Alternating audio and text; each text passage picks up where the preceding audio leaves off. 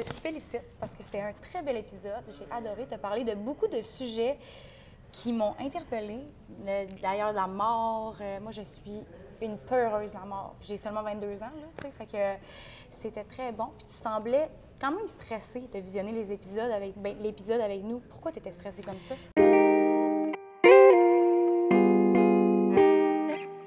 Hey, mais parce que je sais pas qu'est-ce qu'ils ont gardé, comment ça va sortir. Parce que, écoute, pendant une journée et demie, moi, j'avais aucune barrière. Là, moi, j'ai une grande confiance en Christian, donc j'ai tout laissé aller. Alors après ça, qu'est-ce qu'il en reste? Et tu sais, quand tu te montres vulnérable, il y a une fragilité qui vient avec la vulnérabilité. Fait que je me disais, OK, mais tu sais, j'étais étonnée d'être drôle. Là. Je me suis fait rire moi-même un peu, tu comprends? Mais c'était très drôle, là! Oui, c'est ça. Tu sais, je trouvais qu'ils ont bien dépeint vraiment qui je suis dans ce côté. Autant, si je pleure facilement, mais j'aime rire, j'aime parler de choses profondes. Je trouvais que c'était tellement bien équilibré. Tu sais, je ne l'avais pas écouté avant parce que je ne voulais pas, justement, être avec vous autres, puis, tu sais, déjà l'avoir vu, puis juste observer les gens, comment ils réagissent. J'avais envie de réagir en même temps que vous autres, là. Puis, dans l'émission, tu parles du fait que souvent les personnes vont te dire qu'ils aimeraient te ressembler, être comme toi, mais qu'ils ne te connaissent pas réellement. Est-ce que tu as l'impression qu'avec la diffusion de cet épisode-là, les gens vont comprendre et vont vraiment savoir qui est Marie-Claude? Bien, je pense qu'on se rapproche là, tu sais, de l'essence, là, parce que c'est ça, tu sais, quand les gens disent vous êtes un modèle, là, vous êtes sûr, là, tu sais, parce que c'est une grosse affaire dire ça à quelqu'un, tu es un modèle. Puis t'as comme envie de dire, mais moi, c'est parce que des fois, je prends les nerfs. Tu sais, t'as envie de dire, je vais tout vous. Mais c'est pas ça que les gens veulent dire, dans le fond. C'est ce qui ressort d'une personnalité. Tu sais, comme quand quelqu'un décède, on va pas dire, hey, je me souviens dans cette réunion-là ou dans cette affaire-là de famille. Non, on va se souvenir de ce qu'il laisse, quelle trace il laisse. Alors, je trouve que cette émission-là, il y a comme une trace de moi qui est laissée, qui me ressemble, qui est vraiment. Tu sais, malgré le montage, je pense que j'ai tellement été tout le temps vrai et sans filtre tout le long que ça donne quelque chose de très, très, très près de moi. Puis est-ce que tu as trouvé ça dur au final de te faire poser les questions et de répondre à ton tour? Pas avec Christian. C'est pour ça que j'ai accepté. Parce que, tu sais, Christian, il y a 2 talents. Ben, en fait, il y a plusieurs talents, mais je veux dire, à la grande-messe, pas à la grande-messe, à la... voyons, il y a du monde à la messe. Oui. Il est animateur et intervieweur. Ce que je faisais aussi en télé. J'animais et j'interviewais. À la grande-messe, il est intervieweur. Il l'anime pas, il l'interviewe. Il l'interviewe sans rien, sans filet. Et c'est pour ça que j'ai accepté. Premièrement, c'était Christian. Je savais que c'est quelqu'un qui est curieux, qui est ouvert, qui peut challenger. Il n'est pas dans la complaisance. Et en même temps, je savais qu'on ne serait pas bloqué par un carton. Parce que, tu sais, quand tu te montres aussi vulnérable, tu veux garder le lien avec la personne. Tu veux pas dire « Oh! » Parce que dès que tu regardes « OK, j'ai pas bien répondu, c'est trop long. » Il n'y avait pas de ça. Donc, moi, j'ai toujours peur de parler trop. Fait que des fois, je me censure, mais j'ai jamais senti ça. Et c'est un grand intervieweur, mais c'est un bel humain aussi, Christian. Alors, je savais qu'avec Bazo TV, ça allait être de la qualité, que ça allait être profond. Et avec Christian, je savais que j'allais me laisser aller. Dès que je l'ai vu, ma barrière était tombée. Là. Ce que tu aimais, en fait, c'est que vous aviez une conversation, puis tu n'as pas besoin de justement réfléchir à la prochaine réponse que tu vas donner. Est-ce que tu t'étais préparée tout de même avant de passer cette entrevue-là? Oh, yes, c'est ça. Moi, là, je ne préparais même pas les entrevues que moi, je faisais avec d'autres. Tu sais, je savais où je m'en allais, mais c'est pour ça que je fais Ouvre ton jeu. Si je sais ce qui s'en vient, ça m'intéresse déjà plus. OK. Moi, j'aime... De toute façon, regarde, j'ai ma matière, c'est moi, je sais toujours bien qui je suis. Fait que je peux pas me tromper dans mes réponses. C'est ça quand on accepte de se montrer sans filet. C'est quand on veut... J'avais pas de détour à faire. Si j'avais d'autres émissions, peut-être avec d'autres personnes, j'aurais dit « Ah, je veux pas aller là parce qu'ils vont en profiter, puis ça me tente pas de leur donner ça. » Mais avec Christian, j'avais aucune barrière.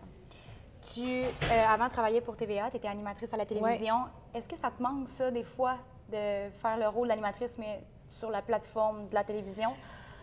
Pas tant, parce que, tu sais, avec Ouvre ton jeu, j'ai quasiment l'impression des fois que, tu sais, les gens m'en parlent plus qu'avant, que quasiment ce que je faisais à la télé. Mais aussi, je fais avec ma plateforme, le Marie Club, c'est des épisodes un peu comme à la télé avec les mêmes spécialistes. Fait que j'ai gardé quelque chose de ma curiosité de vouloir outiller les gens quand je fais des plateaux de télé, l'autre fois, j'ai fait Ça finit bien la semaine dans le même studio que j'avais à TVA. Et j'ai vu plein de gens qui travaillaient avec moi, c'était les mêmes techniciens. Ah, ça m'a fait un petit quelque chose. Puis, tu sais, c'était triste parce que tout le monde me disait, mais moi, je perds mon emploi telle date, telle date. Fait que je me disais, si je n'étais pas allée à Ça finit bien la semaine, j'aurais probablement jamais revu tous ces gens-là en même temps. C'est que c'était un beau voyage comme dans le passé, mais qui a actualisé quelque chose. Puis j'étais bien. J'étais pas du tout dans le manque. J'étais juste, OK, c'est une belle finale avec cette équipe. Sur le cœur. Oui, non, j'étais super bien. Oui, j'étais vraiment bien. Puis si TVA te reproposait un projet ou quelque chose comme ça, est-ce que tu aurais envie de te relancer dans cette aventure-là ou maintenant tu es ailleurs complètement? Bien, il n'est pas hors de question que je ne retourne pas à la télé. Tu sais, comme présentement, je suis... il y a comme des offres là, qui sont arrivées, mais je ne veux pas retourner à la télé pour faire de la télé. Je veux retourner à la télé dans un projet qui va me ressembler, que j'ai l'impression que je vais pouvoir outiller les gens, je vais pouvoir vivre quelque chose. Je ne pense pas que je reviendrai dans une quotidienne. De toute façon, je ne pense pas que la télé va refaire des quotidiennes comme je le faisais. Mais quand même, on peut encore parler de l'humain à la télé, parce que pour moi, la télé reste un véhicule exceptionnel. Moi, j'étais bien dans ce véhicule-là, tu sais. Et ce que j'aime maintenant dans ce que je fais, c'est que j'ai un contact plus direct avec les gens. Tu sais, quand je fais mes causeries avec les membres du Marie Club, on se parle, on commence à se connaître par les prénoms. Tu sais, c'est comme si je rentrais dans la télé, il y a quelque chose de plus. Mais je n'ai pas dit non à la télé, ça, c'est clair. Puis les propositions qui t'ont été offertes, je ne sais pas si tu peux en parler un peu. Est-ce que c'est quelque chose qui te ressemble plus ou... Ah, complètement. Oui. Il y en a une qui m'excite énormément. Je ne sais pas qu'est-ce que ça va donner, mais ça me ressemble beaucoup, beaucoup, beaucoup. Et l'autre, oui, l'autre aussi. Mais c'est parce qu'il y en a une qui est... Ça m'intrigue, là. Ça t'intrigue, je le sais, mais comme je n'ai pas dit oui, puis... mais en tout cas, il y en a une, ça fonctionne, elle sera annoncée à quelque part en avril, donc ça va aller assez vite. Mais tu sais, si ça ne marche pas, mettons, pour moi, c'est pas grave, j'y aurais cru. Puis j'aurais travaillé sur ce projet-là. Moi, j'ai pas de regrets, parce que ça sera d'autres choses. Puis tu sais, je veux pas faire de la télé à tout prix. Vraiment pas. Je suis tellement occupée. J'arrête jamais 2 secondes que... Je sais pas. Mais tu sais, quand quelque chose m'excite, c'est sûr que ça me tente d'embarquer, là. Ça fait que dans ces 2 projets-là, je me dis, OK, ouais, ça c'est le fun, tu sais. Puis là, on parle de projet qui t'excite, ouvre ton jeu. Oui. Est-ce que ça...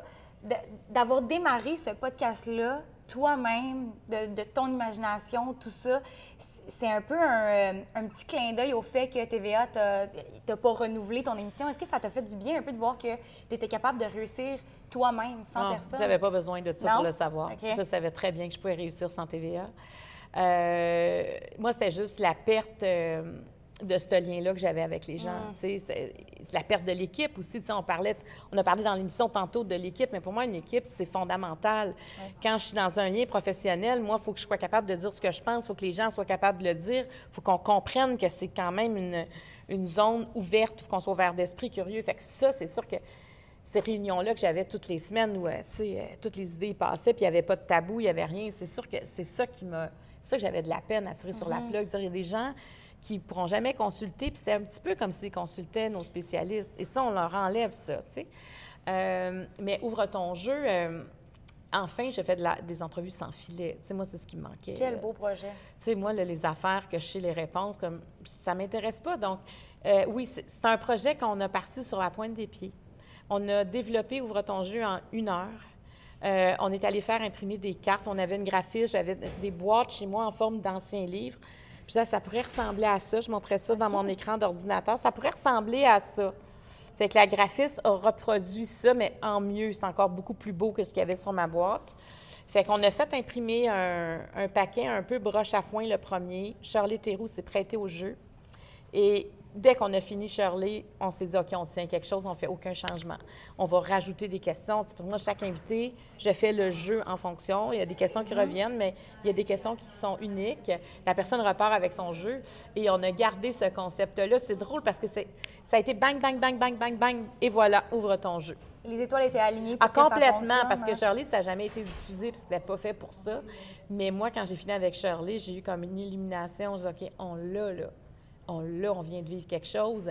Et là, tu vois, le 17 avril, on va mettre notre 50e épisode en ligne. Ça va faire 1 an.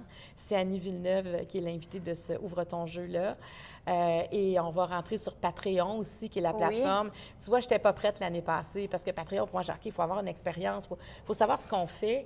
Et là, on rentre sur Patreon aussi quand ça va faire 1 an avec nos forfaits à nous et tout ça. Donc, tu sais, c'est une belle aventure, vraiment.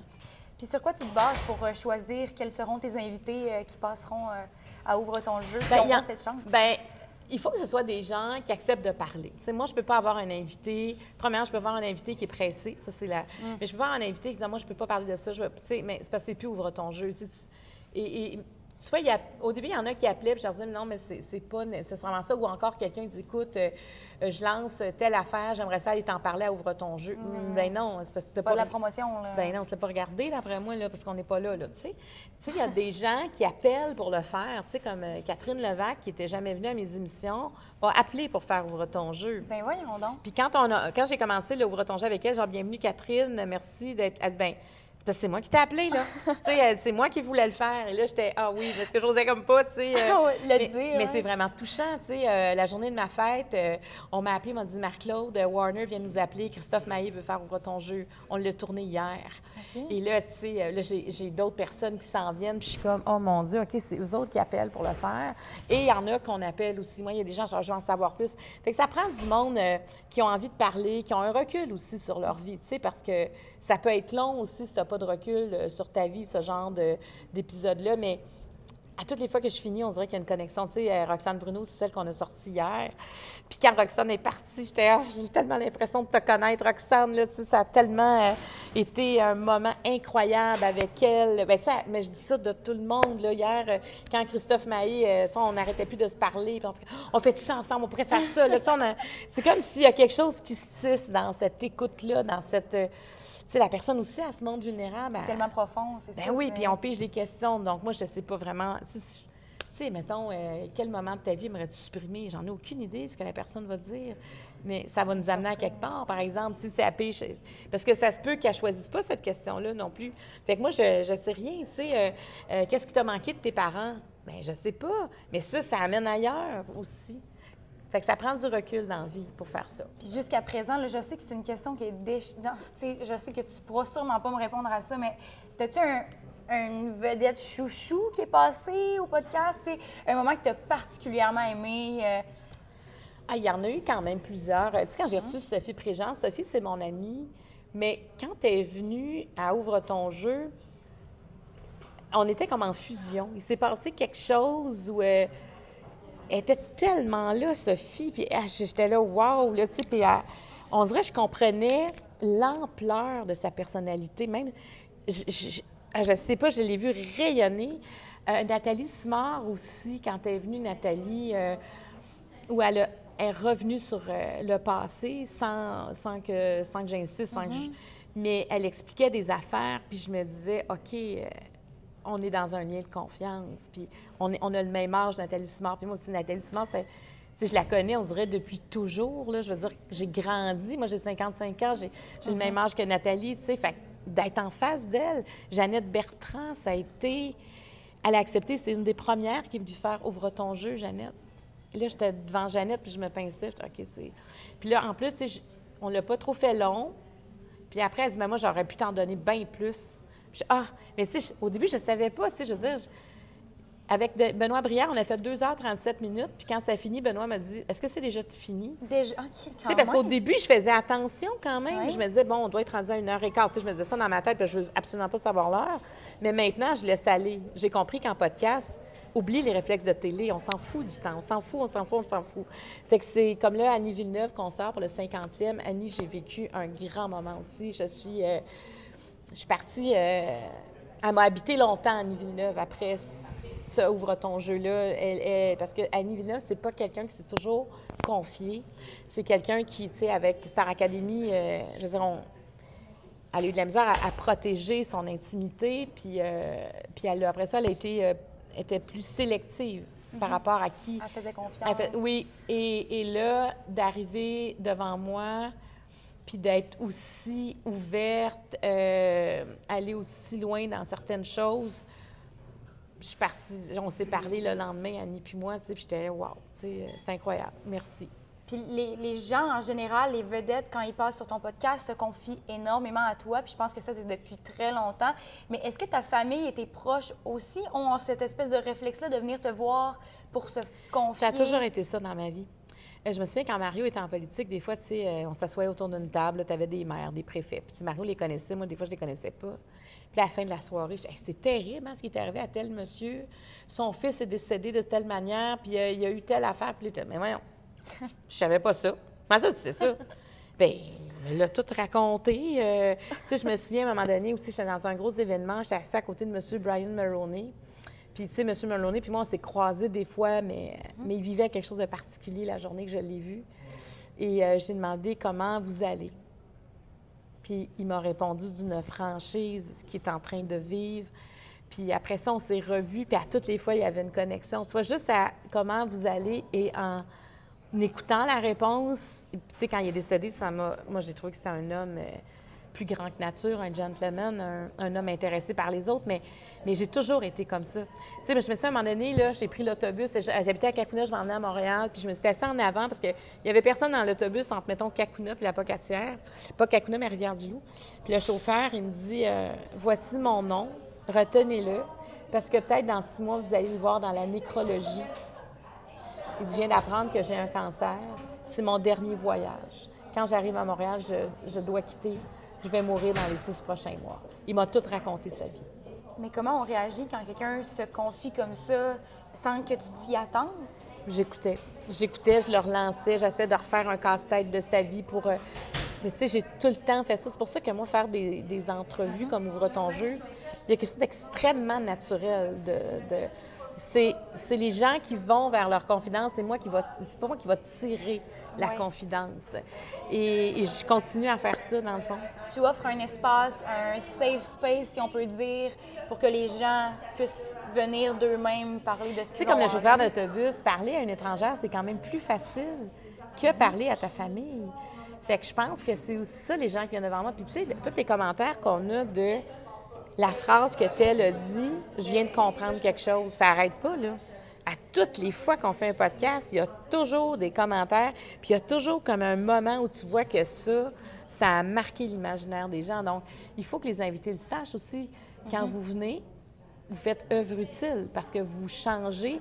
Tu sais, c'est comme des chemins rapides, des réponses rapides à des gens. Vous dites, je suis passée par là, mais il y a de l'espoir d'un lendemain meilleur, là.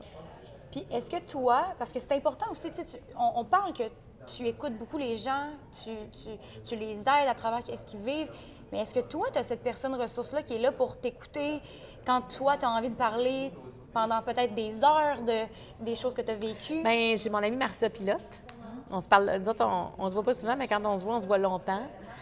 J'ai des amis, j'ai mon amie Sophie, mon ami Paul, mon ami... Oui, j'ai beaucoup de...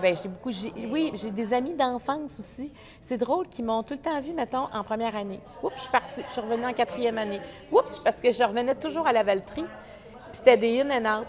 Puis on s'est retrouvés, puis des fois, quand on se voit, on dirait qu'on a encore 8 ans, là.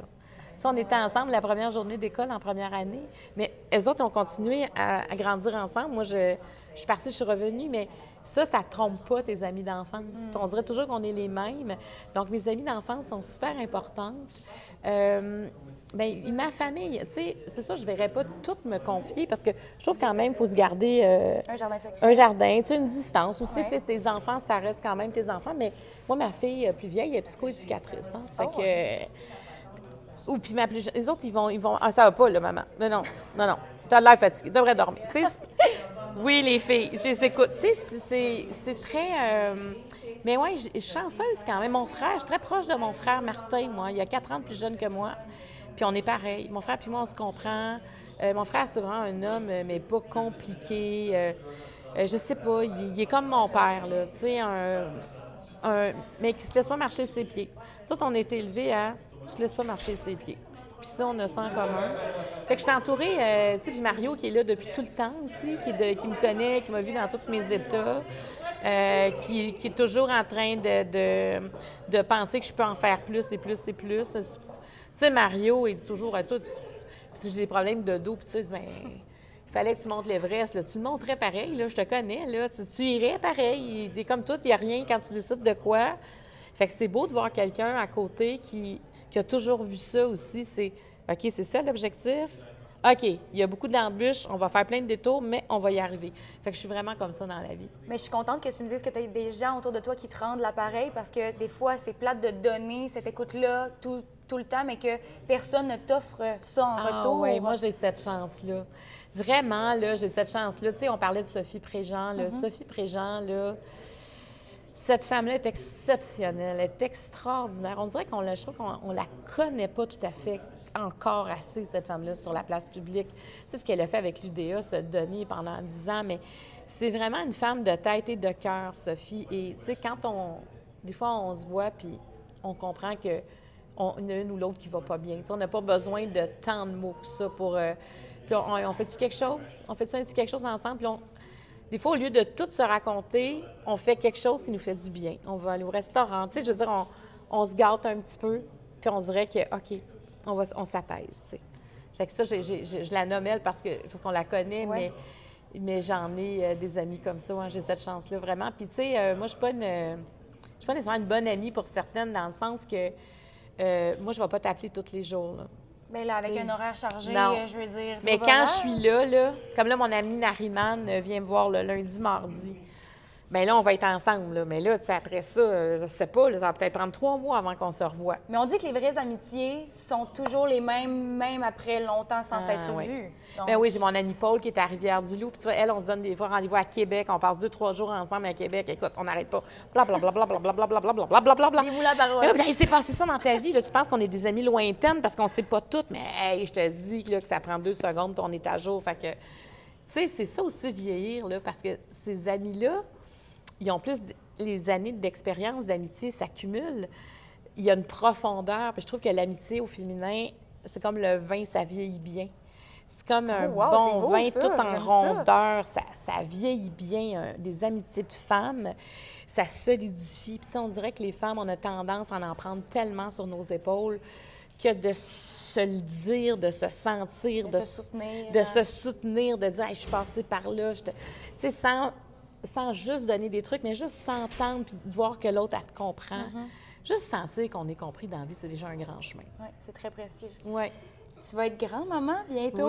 Oui, en juillet, d'un petit garçon. Qu'est-ce que tu as le plus hâte de vivre de cette aventure-là? Bien, de voir ma fille et son chum être parents. Déjà, de les voir avec ce petit garçon-là qui s'en vient, évidemment, de le bercer, de le prendre. Tu sais, là, première chose que j'ai achetée, c'est une chaise berçante. Je dis, cet enfant-là va être bercé, ça n'aura pas de bon sens. Je veux que... En fait, moi, j'ai envie des fois de cogner à leur porte et de dire, regarde, allez vous reposer, on prend la relève. Tu sais, ça. Tu sais, à un moment donné, Judy Richard avait dit à Deux filles le matin, une émission sur les grands-parents, moi, tout ce que je fais, c'est pour ma fille, pour mes enfants, tu sais. Puis genre, c'est vrai, elle a raison, parce qu'il y a des parents entre, oui, nos petits-enfants, mais comment on vient soutenir les parents, tu sais, dans tout ça. Fait que nous autres, on va être là. Vous voulez qu'on garde 3 jours, on garde 3 jours. Vous voulez qu'on aille changer une couche, on va être là. Vous voulez de la bouffe, on va vous en faire. On va s'adapter pour que tout le monde soit le plus heureux possible. Penses-tu que tu vas être une mamie gâteau? Sans aucun doute. J'avais le pressentiment, on dirait. Ah, bien déjà, ma fille, elle m'a dit qu'elle était enceinte, j'étais en train de magasiner des vêtements de maternité, là.